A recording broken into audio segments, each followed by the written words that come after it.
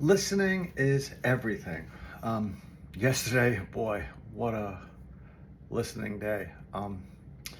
I was walking from 6:30 to whatever, an hour and a half in the morning, and I was listening to a Buddhist parable, and the guy was told that he couldn't speak for 90 days. And he said at first it was extremely difficult. He almost went crazy and he couldn't take it anymore. He finally went off into the woods, and even then he said the voices in his head were driving him crazy. And then finally he came back a couple months later, almost like an enlightened person. And yeah, I can send you to the actual parable, but about a half hour long. So let me try to summarize a little bit for you.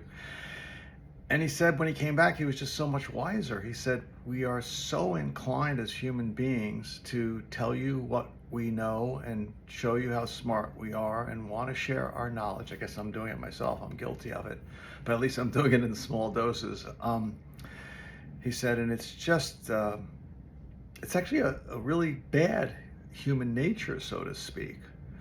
And there's no need for it. And again, it's kind of like, well, I kind of just thought of it. It's kind of like the difference between loving or wanting to be loved. If you want to be loving, then you just listen with 100% presence. That's true love of your friends, of your lover, your family, your children. And then later on that morning, my friend Zena, who happens to own Osteo Strong, which is one of the places I like, very interesting. I'm probably going to start that soon. But I asked her to, quote unquote, sell me.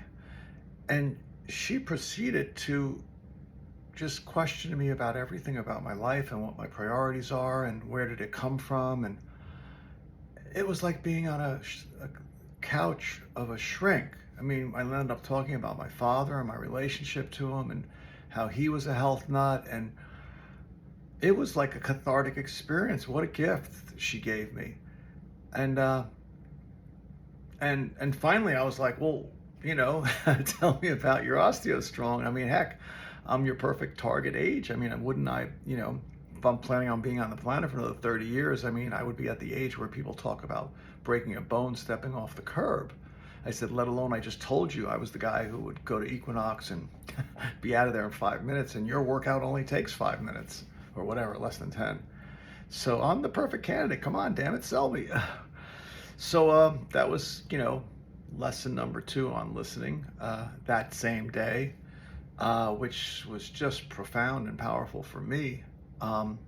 She spent the whole time just talking to me, asking me questions and listening.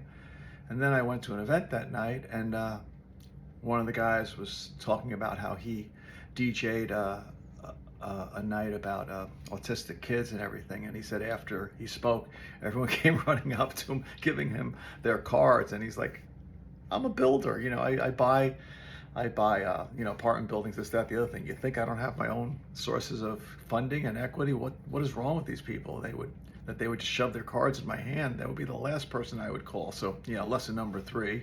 I mean, not that I didn't know these lessons, but it was in my face a lot yesterday. And the real gift of just what Zena did was really powerful. And I was like, I know about listening, but no one's ever done that to me before, where they just listened so hard. It was like going to a psychiatrist. You saved me like $350 or whatever the hell they charge these days for an hour.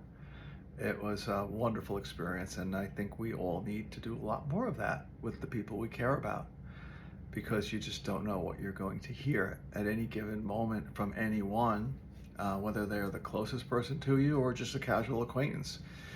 If you care enough to listen that hard and keep questioning, you'll be giving them a really big gift. And you in turn will have a more profound relationship with that person, regardless of whatever you're interested in doing, or however you want to, wherever you want that relationship to go. So that's it.